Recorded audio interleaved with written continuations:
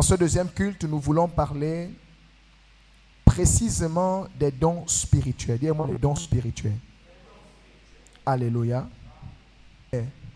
Alors, qu'est-ce qu'un don spirituel? Le don spirituel est un pouvoir, une capacité surnaturelle qui nous octroie la possibilité de faire des choses qui sortent de l'ordinaire. Je reprends. Un don spirituel est un pouvoir, c'est une capacité surnaturelle qui nous octroie la possibilité de faire des choses qui sortent de l'ordinaire. Donc de faire des choses extraordinaires. Amen. Voilà. Par exemple, quelqu'un est malade et vous lui imposez la main, la personne reçoit la guérison. C'est un pouvoir surnaturel. Amen. Voilà. C'est-à-dire, humainement parlant, ça ne s'explique pas. Est-ce que vous comprenez? On sait que quand quelqu'un est malade, il doit prendre des médicaments, des choses comme ça, un traitement. Mais voir que quelqu'un reçoive sa guérison rien que par l'imposition des mains ou par une déclaration, c'est un pouvoir. Amen. Et ce sont des choses qui se transmettent. Est-ce que quelqu'un me suit? Voilà. Donc quand on parle de dons spirituels, on parle de pouvoir, on parle de capacité surnaturelle. Donc quand quelqu'un a des dons, ça veut dire qu'il a des pouvoirs, il a des capacités surnaturelles qui dépassent l'entendement normal. Amen. Notez également que tous les dons spirituels ne proviennent pas du Saint-Esprit. Bien que la Bible fasse mention dans 1 Corinthiens 12 que tous les dons sont donnés par l'Esprit. Dans 1 Corinthiens 12, qu'il est dit, tous les dons sont donnés par l'Esprit.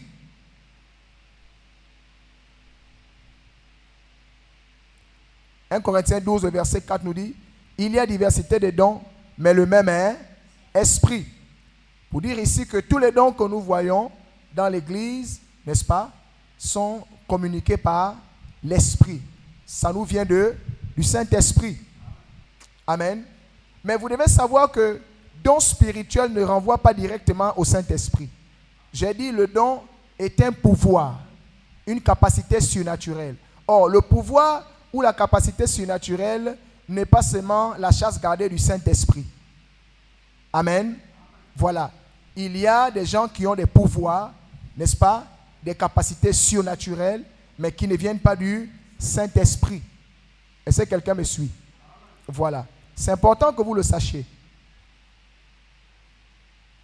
La Bible nous dit dans Actes 16, 16, il y avait cette femme qui avait la capacité de deviner, de connaître la vie des gens. Amen. Elle connaissait la vie de Paul, elle connaissait qui était Silas. Mais cependant, ce pouvoir-là ne venait pas du Saint-Esprit, mais ça venait du serpent. Quelqu'un me suit? Voilà.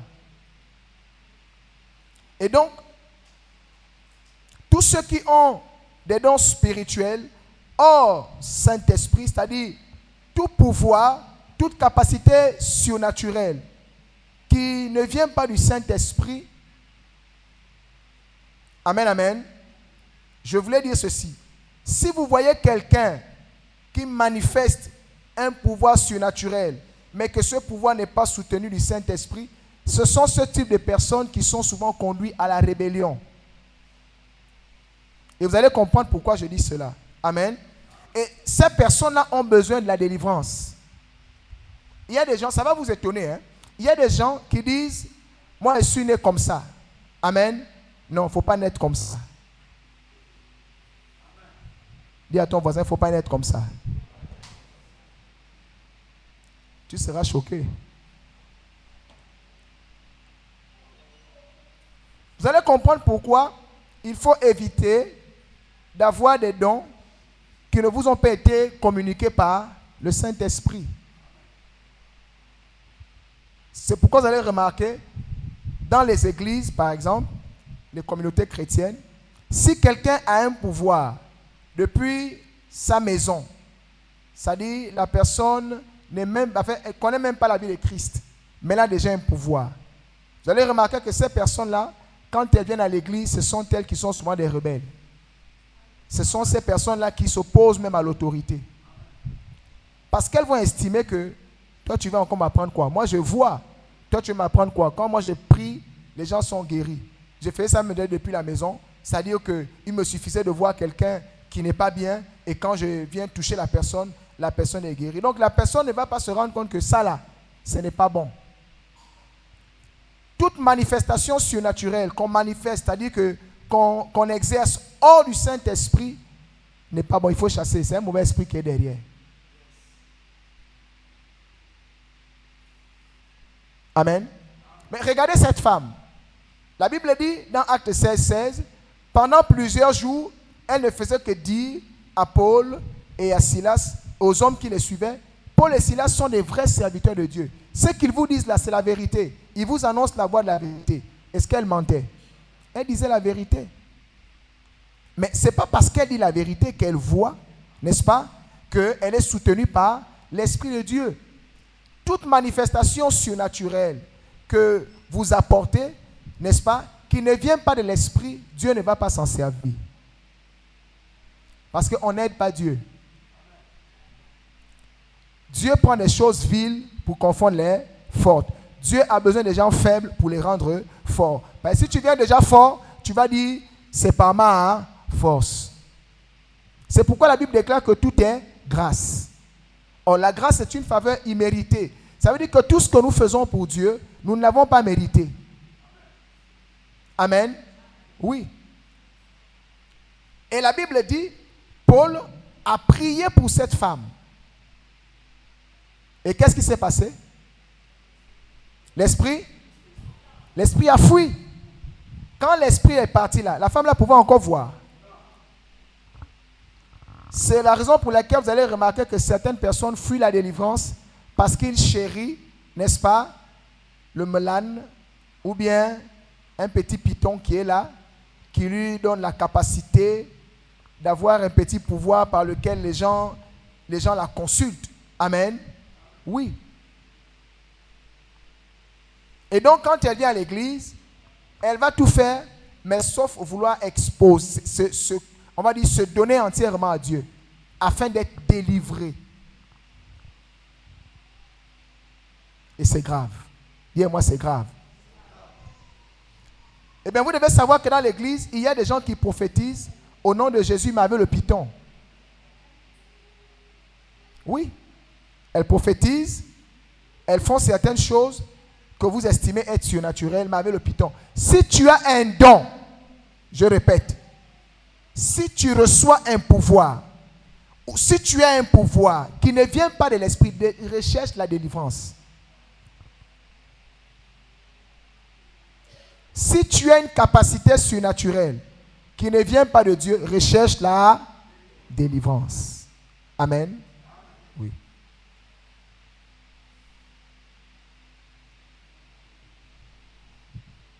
Tout don qui ne vient pas du Saint-Esprit ne servira pas à l'édification de l'Église. Ce don Dieu ne s'en servira pas. Ce ne sera pas un don pour le bénéfice de l'œuvre de Dieu. Alléluia. Oui. Que nous dit la Bible dans Acte 16 au verset 19? Acte 16 au verset 19 nous dit: les maîtres de la servante, voyant disparaître l'espoir de leur gain, se saisirent de Paul et Silas et les traînèrent sur la place publique devant les magistrats. Donc, quand cette femme-là faisait son travail, quand elle manifestait ses prophéties, est-ce que ce gain-là, c'était pour Dieu? C'était pour les maîtres. Alléluia. Oui, c'était pour les maîtres. Donc, vous devez savoir que si vous avez un don, que vous n'avez pas reçu de l'esprit, ce don-là vous a été communiqué peut-être par une tierce personne, un charlatan, un devin ou je ne sais pas. En tout cas, c'est quelqu'un qui en tire profit. Vous travaillez, mais ce profit-là, c'est quelqu'un d'autre qui en tire. Alléluia. C'est la raison pour laquelle ces personnes-là vont aussi veiller à ce que vous ne soyez pas en contact avec des personnes qui peuvent vous délivrer. Amen. Tu vas seulement constater l'église où on peut te délivrer réellement, c'est une église que tu ne vas pas aimer. C'est une église que certainement tes bourreaux vont combattre. Amen.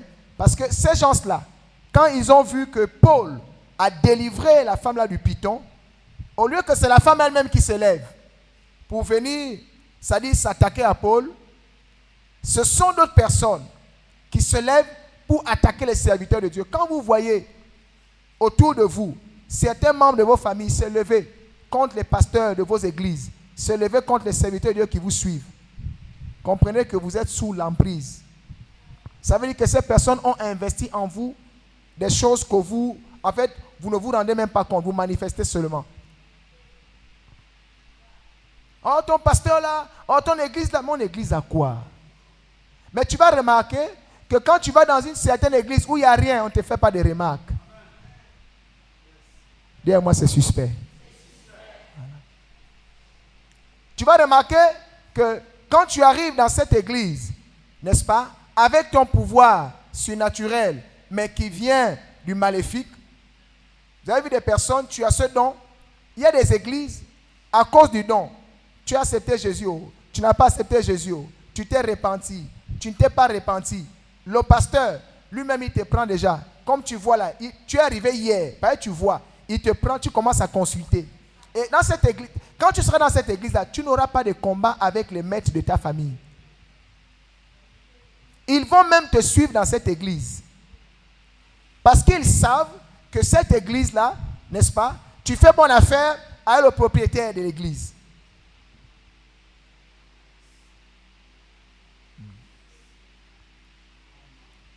Alléluia. Comme il sait qu'il n'est pas en danger, donc il ne va pas t'interdire. Il va même t'accompagner. Et tu vas voir que cette personne-là sera même là avec toi dans l'église. Le jour où tu dis tu changes d'église, tu auras des problèmes. Comment? Je suis nouvellement arrivé dans cette église. À peine arrivé, dès que le leader sait que je vois, on me prend, je consulte. Ça, c'est une maison de marabout.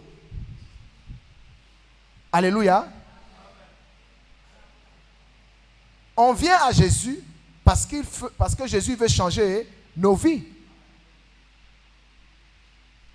C'est comme ça que vous allez remarquer que ces personnes-là, qui ont ces pouvoirs, le jour où les problèmes vont commencer, comment? Ça va commencer si la brebis ou la bien-aimée commence à exercer et elle se rend compte que ça fait, on va dire, bon marché. Parce que quand tu consultes avec exactitude, oui maman, je vois ça, et tout ce que tu dis est vrai, et les fidèles attestent, l'église va se remplir. Parce que le fidèle qui est venu, n'est-ce pas, commence à révéler des choses. Et le pasteur est content. Parce que plus il y a des brebis, plus il y a des offrandes. Mais comme cet esprit, les ténèbres eux-mêmes, ils ne savent pas s'entendre. Ce qui va se produire, c'est qu'à un moment donné, le pasteur va se rendre compte que, mais dis donc, c'est moi le pasteur ici. Amen. Et le fidèle va aussi se rendre compte que, mais oh, c'est lui le pasteur, mais on dit que c'est moi qui fais bon marché. Et les problèmes vont commencer à cause de l'argent. Parce que moi, j'amène beaucoup les clients par mes visions et mes prophéties, mes guérisons, n'est-ce pas? Mais je vois que le pasteur, quand je m'en vais, il me dit seulement, sois béni. Entre lui et moi, qui doit bénir l'autre? Amen. Et les problèmes commencent. Alléluia. Oui, les problèmes commencent. C'est comme ça, vous allez voir, la brebis en question, avec le pasteur, ça va commencer dans tous les sens. Le pasteur va sentir que, oh, la brebis maintenant, malgré son don, veut prendre le contrôle de l'église. Le pasteur va dire non, comment? Toi, tu m'as trouvé mon église, et il va commencer à faire des Big Mac. De toute façon, il a déjà la foule. Il va essayer d'écarter la brebis. Il va commencer à mal parler de la brebis vis-à-vis de toi. Et puis, ça va se shifter. Ils vont se séparer. Amen. Cette personne qui va partir de cette église avec son pouvoir, elle va arriver dans une autre église. Amen. C'est ce qui va se produire. Quand elle va arriver dans cette église, elle va penser que c'est la même chose là où elle était. Et elle va dire, oh, ça c'est quelle église? On ne laisse pas les gens servir. On t'a dit qu'on sert Dieu comme ça. On doit te scanner. Oh, ça c'est quelle église? On étouffe les dons. Moi, là où j'étais, Dieu m'utilise, mais Dieu, il pouvait t'utiliser. Tu es venu faire quoi ici? Continue à t'utiliser là-bas. Amen, amen. Voilà. Et c'est par cela que vous devez reconnaître que, attention, certainement tu as été investi d'un pouvoir. Je vous ai dit que le pouvoir surnaturel, n'est-ce pas, on le reçoit. Que ce soit à l'église, que ce soit hors de l'église. Un pouvoir surnaturel, tu le reçois. Amen, amen. Hein. Et tout pouvoir, tout don spirituel ne vient pas de l'esprit. Et j'étais en train d'expliquer que si ça ne vient pas de l'esprit, tu seras rebelle. Si ça ne vient pas de l'esprit, ça ne va pas servir au bénéfice de l'œuvre de Dieu. Parce que tu seras toujours un sujet de scandale. Tu auras toujours, parce que Dieu t'utilise, tu auras tendance à vouloir monter sur la tête du leader. Alléluia. Hein? Et ce genre de personnes, elles ne sont pas converties. La preuve, c'est qu'elles travaillent avec un pouvoir maléfique sans se rendre compte. Quelqu'un estime qu'il veut servir, alors que quand on te regarde là, tu veux servir quoi? Amen, amen. Notez également que tout don qui ne vient pas du Saint-Esprit se manifestera avec orgueil. Alléluia. C'est pour cela qu'il est dit, ne donnez pas foi à tout esprit, mais éprouvez les esprits pour savoir s'ils sont de Dieu. 1 Jean, chapitre 4, verset 1. Un don spirituel, une capacité, un pouvoir, lorsque nous l'avons, vous allez remarquer que ceux qui ont ce don-là, mais que ce don-là ne vient pas de l'esprit, ils sont orgueilleux.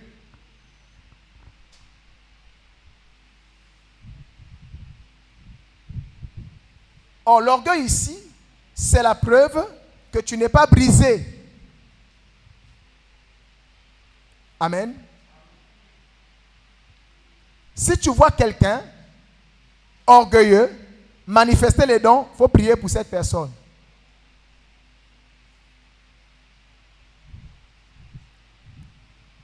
Dis-moi, apôtre, enseigne. Il faut bien m'écouter. Amen. Parce que ce phénomène est grandissant. Sinon, c'est palpable dans l'église. On voit des personnes qui ont des dons, mais tu sens l'orgueil. La Bible dit, ne donnez pas foi à tout esprit, mais éprouvez les esprits. Est-ce qu'on peut cueillir des bons fruits sur un arbre qui est mauvais? Voilà. Tout don spirituel qui ne vient pas du Saint-Esprit sera exercé dans le péché.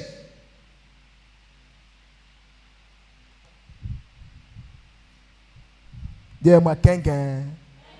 Ouais, là, je suis en train de vous aider pour que vous puissiez comprendre. Vous savez, nous ici, on sort des familles africaines. Amen. Nous avons été impactés par le sang. Amen. Nous avons été impactés par la nourriture qu'on nous a donnée quand on était bébé. Nous avons été impactés par plusieurs manières. Alléluia. Tu ne sais pas que si tu couches avec un sorcier, tu deviens sorcière. Si. Les deux deviendront une seule chair. Celui qui s'allie à la prostituée devient... Si tu as couché avec un sorcier, on t'a transmis la sorcellerie. Amen. Si tu as mangé une nourriture qu'il ne fallait pas, tu as été déjà transformé. Alléluia. Tu allais te faire initier quelque part. Toi, tu pars parce que tu dis que tu es malade. Tu penses que lui va seulement s'arrêter là. Non, il fait de toi un disciple. Vous n'avez pas remarqué quand on venait à l'église pour chercher la guérison et ce nous on s'arrête à la guérison. On te prêche. C'est ça ou c'est pas ça? On te prêche et puis tu dois accepter Jésus et puis tu deviens le disciple. Mais cette logique-là, nous, on ne la garde pas seulement pour nous. Les Nganga aussi ont ça. Tu es venu pour être malade, oui, d'accord, on va te soigner, mais tu vas devenir un disciple. Amen. Et donc, tu seras impacté. Tout don spirituel qui ne vient pas du Saint-Esprit sera exercé dans le péché. Pourquoi? Parce que le Saint-Esprit ne vient pas d'abord pour les dons. Amen. Mais il vient pour nous convertir. Comme dit la Bible dans Jean 16, le verset 8. Il vient également pour nous amener à aimer Dieu. Comme dit Romains 5, 5. C'est après, en fait, vous devez comprendre que le Saint-Esprit, quand il vient, amen, il ne vient pas d'abord pour les dons. Non. Le Saint-Esprit, la Bible déclare, quand il sera venu, il va nous convaincre d'abord de péché, de justice et de jugement. Donc, il vient pour nous rendre, on va dire, agréables à Dieu. Quelqu'un me suit? Donc, il ne vient pas d'abord parce que tu dois avoir un pouvoir. Non. Il veut d'abord que tu aies la forme qui plaît à Dieu. Tu renonces au péché, tu commences à aimer Dieu. Alléluia. Et quand tu aimes Dieu, tu te soumets à Dieu, tu marches selon la volonté de Dieu, Dieu trouve maintenant plaisir à faire de toi son serviteur, sa servante. Amen. Et c'est à ce moment que le Saint-Esprit vient maintenant avec les dons. Les gens qui étaient à la chambre haute là, ce n'est pas un qui marchaient dans le péché. Hein? On est d'accord? Quand Jésus leur a dit, allez à la chambre haute, ce n'est pas les gens qui marchaient dans le péché. Hein? Vous me comprenez? Donc le Saint-Esprit ne vient pas d'abord pour les dons. Donc si vous voyez quelqu'un qui a des dons, amen, il voit, il prophétise, il guérit, il fait ceci, il fait les miracles. S'il marche dans le péché, priez pour la personne. Elle a besoin de délivrance.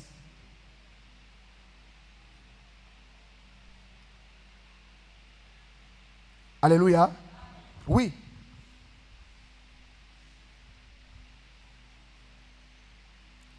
Parce qu'après nous avoir convertis, après nous avoir conduits à l'amour de Dieu, le Saint-Esprit maintenant nous baptise et nous accorde ses privilèges, donc ses pouvoirs. Et ces pouvoirs, nous les obtenons pour servir le Seigneur. C'est pourquoi la Bible dit dans Actes 2, 17 et 18, « Sur mes serviteurs et sur mes servantes, je répandrai de mon esprit. » Donc, c'est sur mes serviteurs et sur mes servantes, je répandrai mon esprit. Donc, après avoir aimé Dieu, alléluia, quand Dieu nous a déjà transformés, on a appris à se soumettre à Dieu, on a appris à renoncer au péché, on a la forme qui plaît à Dieu. À ce moment, Dieu nous baptise de Saint-Esprit, c'est-à-dire il fait venir sur nos vies des dons. Toi, tu n'as pas besoin des dons parce que tu ne veux pas encore obéir à Dieu. Tu fais quoi avec les dons? Demande à ton voisin, tu veux les dons pour faire quoi? Il y a des gens qui veulent les dons spirituels. Mais tu veux faire quoi avec les dons spirituels alors que le premier travail que le Saint-Esprit doit faire, il ne t'a pas convaincu de péché. Mais tu dis non, je veux le don. Je veux voir. Je vais prophétiser. Je vais prier pour les malades. Je veux les miracles. Mais on ne t'a pas convaincu de péché, c'est les miracles qu'on te donne. C'est la raison pour laquelle beaucoup vont chercher la magie. Et après, ils deviennent fous. Amen, amen. Oui. Recevez l'enseignement. Vous saurez par là que Dieu a ce qu'on appelle une logique à laquelle il ne va pas se soustraire. Premier commandement, tu aimeras Dieu de tout ton cœur, de toute ton âme, de toute ta pensée. Or, celui qui peut t'aider à aimer Dieu, c'est le Saint-Esprit. Alléluia. Or, Dieu donne le Saint-Esprit à ceux qui obéissent, ceux qui se soumettent, ceux qui acceptent de se repentir de leurs péchés. Il y a un péché qui est dans ta vie là. Ça dit que tu n'as pas fini avec. Ça dit que tu n'es même pas convaincu que c'est un péché. Tu continues, mais tu dis que tu veux servir. Tu veux les dons. Non, toi aussi. Alléluia. La Bible dit, avant de servir, dans 2 Timothée, chapitre 2, au verset 21, on va rapidement lire. Si donc quelqu'un se conserve pur, en s'abstenant de ces choses, il sera un vase d'honneur, sanctifié, utile à son maître, propre à toute bonne œuvre. Va jusqu'au verset 26, ma fille. Fuis les passions de la jeunesse et recherche la justice, la foi, la charité, la paix avec ceux qui invoquent le Seigneur d'un cœur pur. Repousse les discussions folles et inutiles, sachant qu'elles font naître des querelles. Or, il ne faut pas qu'un serviteur du Seigneur ait des querelles. Il doit, au contraire, avoir de la condescendance pour tous, être propre et enseigné, doué de patience. Il doit redresser avec douceur les adversaires dans l'espérance que Dieu leur donnera la repentance pour arriver à la connaissance de la vérité et que, revenus à leur bon sens, ils se dégageront des pièges du diable qui s'est emparé d'eux pour les soumettre à sa volonté. Amen. Si donc quelqu'un se conserve pur, s'il se conserve comment? Et c'est quelqu'un qui marche dans le péché est pur. La Bible dit, si donc quelqu'un se conserve pur en s'abstenant de ces choses, il sera un vase d'honneur, sanctifié, utile à son maître. Et c'est quelqu'un qui n'est pas pur, qui marche encore dans le péché, il est utile en quoi? En quoi? Dieu n'a pas d'abord besoin que tu ailles démontrer la puissance, alors que toi-même, tu n'es pas, on va dire, un livre écrit de sa main. Tu n'es pas une preuve palpable que Jésus libère. C'est pourquoi vous remarquez que les gens font ce qu'on appelle, ils vont du coq à l'âne. Ils pensent que servir Dieu, c'est manifester les dons. Non, Dieu ne veut pas que tu manifestes. Les dons, c'est gratuit. C'est-à-dire que c'est une grâce. Alléluia. Ce que Dieu veut, c'est que tu comprennes d'abord que tu dois te soumettre, tu dois renoncer au péché. Tu dois être un vase utile. Un vase utile est un vase pur. Dis à ton voisin, sois d'abord pur. Dis encore, sois pur. Regarde-le bien et dis-lui, sois pur. Voilà. Acclame le Seigneur. Tu n'es pas un vase pur. Tu es rempli de on va dire quoi, d'excréments, des urines, des taches. Donc toi tu es semblable, tu veux faire le pot des pipis. C'est dans le pot des pipis que toi tu mets de l'eau et tu viens donner au maître. Toi on peut te servir de l'eau dans un gobelet on a pissé. Servir, quand on sert là, on sert qui? On sert qui? Dieu. Donc si Dieu doit t'utiliser, tu dois être un vase pur. Et c'est comme ça nous voyons des gens qui revendiquent les dons, qui demandent les dons, ils ne sont pas des vases purs. Quand vous voyez quelqu'un manifester les dons spirituels, qui n'est pas un vase pur, il a besoin de délivrance. Le fait de manifester les dons n'est pas synonyme d'être un enfant de Dieu. Avant le don, il faut être un vase pur. Est-ce que quelqu'un m'écoute?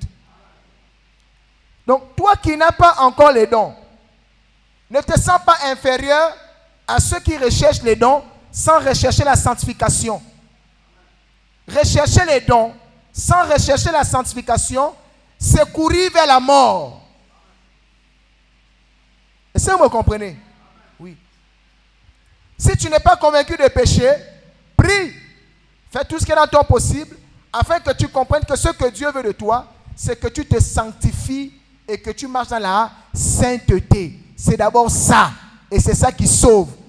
Alléluia. Ce n'est pas parce que les malades sont guéris que tu seras sauvé. Tu seras sauvé parce que tu t'es conservé pur. Dieu n'utilise pas les choses souillées. Acclame le Seigneur.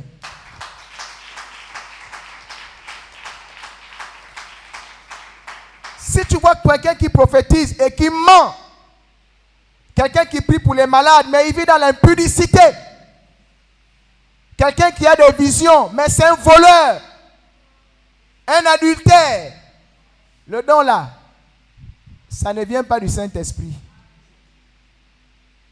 Le Saint-Esprit ne peut pas se contredire. Alléluia. Amen, amen. Il n'y a pas de réflexion là-dessus. Vous savez, voici le problème que l'Église a aujourd'hui. Quand on vous dit la vérité, vous voulez faire la philosophie. Quand Pierre est descendu de la chambre haute, la Bible dit qu'il a commencé à prêcher.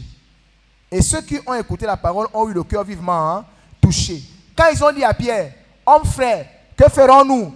Vous avez entendu Pierre dire, recevez les dons pour guérir les malades. Pierre a dit ça. Il a dit quoi? Repentez-vous. Amen. Soyez baptisés au nom de Jésus pour le pardon de vos péchés. Et recevez le Saint-Esprit. Qui donne les dons? Maintenant, toi tu t'es pas repenti. Tu n'es pas baptisé. Mais tu reçois le don. Comment? Tu es passé par où? Dis avec moi, tous les chemins ne mènent pas au salut. Pierre dit, repentez-vous. Soyez baptisés au nom de Jésus pour le pardon de vos péchés et recevez le don du Saint-Esprit. Oh, c'est le Saint-Esprit qui amène les dons. Tu ne t'es pas repenti. Tu n'es pas baptisé au nom de Jésus. Mais tu as les dons. Dis avec moi, c'est suspect.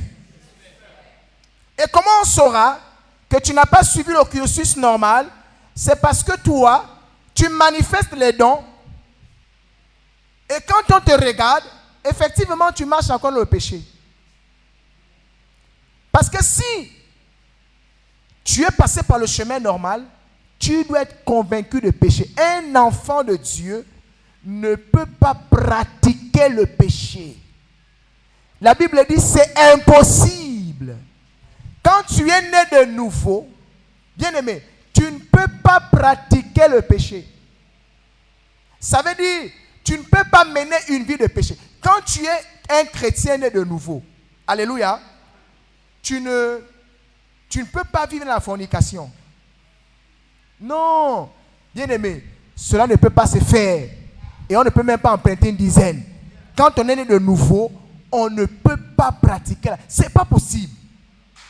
Bien-aimé, même si tu tentes, tu vas sentir toi-même, ça ne passe pas.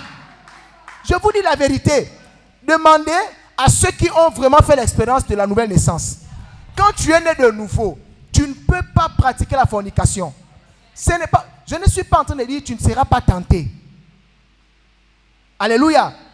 Oui, tu seras tenté. Mais dire que tu tombes là-dedans pour en faire un travail, une vie, c'est impossible. Non. Regarde, tant que vous savez, les enfants de Dieu, tant que tu n'es pas tenté, tu ne vas pas savoir à quelle vibration le Saint-Esprit opère dans ta vie. C'est quand tu viens la tentation que tu sauras que tu es un enfant de Dieu. Ta chair, oui, a des manifestations. Mais comme on ne marche plus selon la chair, mais on marche selon l'esprit, tu vas sentir au-dedans de toi comme si Jésus était en ce moment en train de te regarder. Quand un dragueur te fait la cour, quand tu es en train, tu sens que Jésus te regarde. Et au même moment, tu sens toi-même comment tu es triste dans ton âme. Et sur le champ, tu dis au gars, non, je pense qu'il faut qu'on arrête là. Il y a un problème. Non. Pourquoi? Tu vas te sentir sale. Alléluia. Oui. Voici ce qui se passe dans la vie de ceux qui sont réellement nés en Christ. Ce n'est pas une affaire de tu es né en Christ, le monsieur, il te drague, vous vous retrouvez, et tu es maintenant là, et machin. Et puis après vous vous retrouvez, et vous commencez, vous vous embrassez. Après vous faites une fois, tu arrives, tu es là maintenant, tu fais ça. Même le regret, ça c'est même pas le regret. Tu ne regrettes même pas. Tu es dans les remerciements. En fait, c'est juste une émotion que tu ressens. Mais au-dedans de toi, tu as apprécié. La preuve que tu n'es pas né de nouveau, tu vas recommencer. Quand tu es né de nouveau, tu ne peux pas. Ça dit même que, en fait, j'essaie de vous expliquer, ça ne s'explique pas. Il n'y a que ceux qui ont vécu ça qui comprennent. Je vous ai donné mon expérience. Ça dit, j'étais à 2 pas de le faire, je ne l'ai pas fait. Comment je me suis senti, je ne peux pas vous expliquer. Il n'y a que les enfants de Dieu seuls qui savent ce que je dis là. Alléluia. Maintenant, si tu vois quelqu'un, tu dis tu es né de nouveau, tu pêches, tu viens, Seigneur, pardonne-moi pour ce que j'ai fait. Tu recommences, tu rappelles encore la personne. Un enfant de Dieu qui est tombé dans le péché avec une tierce personne, je vais te voir comme un démon. Mais ton numéro sera supprimé. Je ne veux même plus te sentir. Passer la ténèbre et le péché sentent mauvais. Je te verrai comme un agent du diable. Je vais te voir comme quelqu'un qu'on a envoyé pour me détruire. Tu vas essayer par tous les moyens, même tu as un autre numéro. Dès que je me rends compte que c'est toi, je te menace. Parce que ce qui est important pour moi, c'est le salut de mon âme.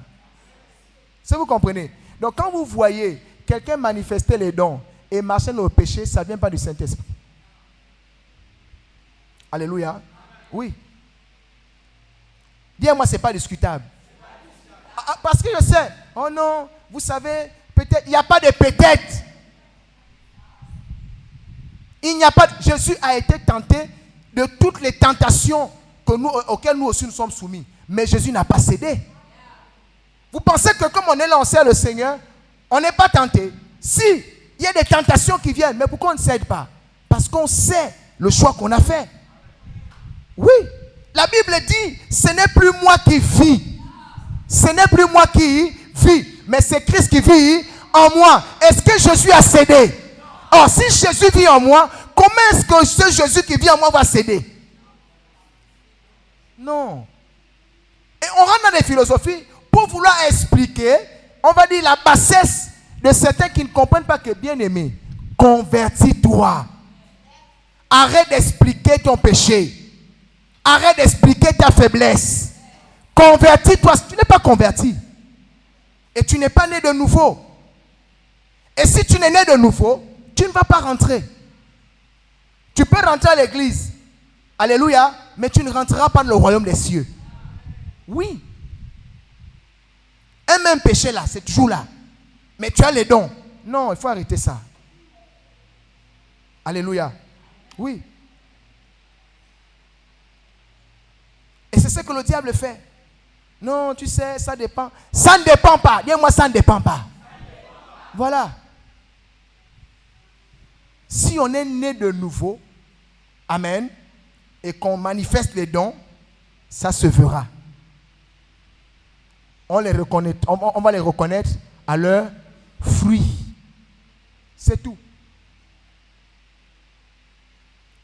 Donc dis à ton voisin, recherche d'abord la sanctification.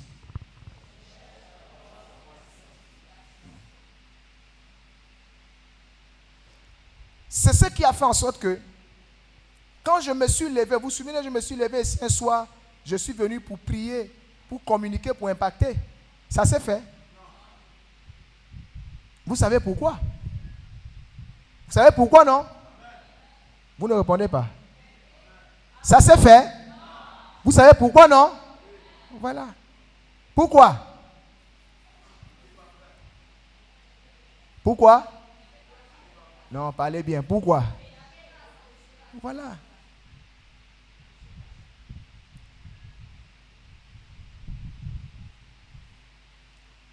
Dieu veut maintenant le faire à sa manière. C'est pourquoi il dit maintenant, lève-toi, il faut d'abord enseigner le peuple. Dis-leur qu'ils ont besoin de se convertir. Amen. Qu'ils ont besoin de prendre une position.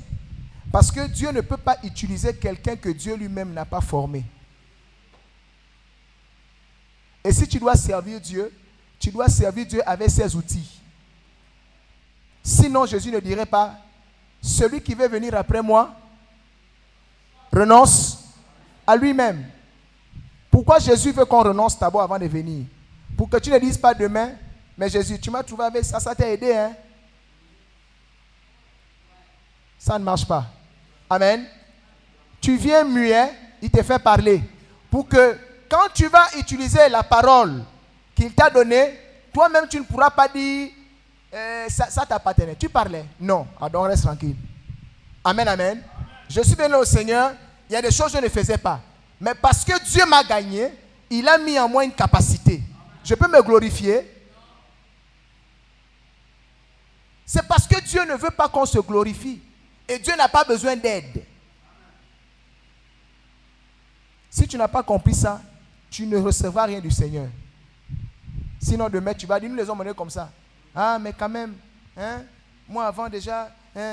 Donc ceux qui sont que tu es dans le monde, oui, tu peux chanter dans le monde. Ce n'est pas dire que tu chantes, tu vas venir chanter chez Dieu. Hein. Ah non, non. Pour que tu ne dises pas, non, moi j'ai chanté déjà depuis. Hein. Bah, les hommes, vous êtes comme ça. Amen, amen. Oui. Tu peux bien chanter, après dire non, toi c'est pas chanter. Tu te mets au protocole. Et tout d'un coup, tu sens seulement que Dieu te façonne et tu deviens une bonne servante, un bon serviteur au protocole.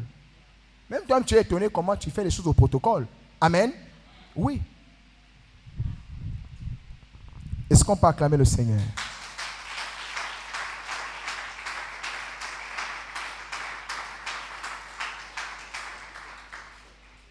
Et donc nous allons nous arrêter par là.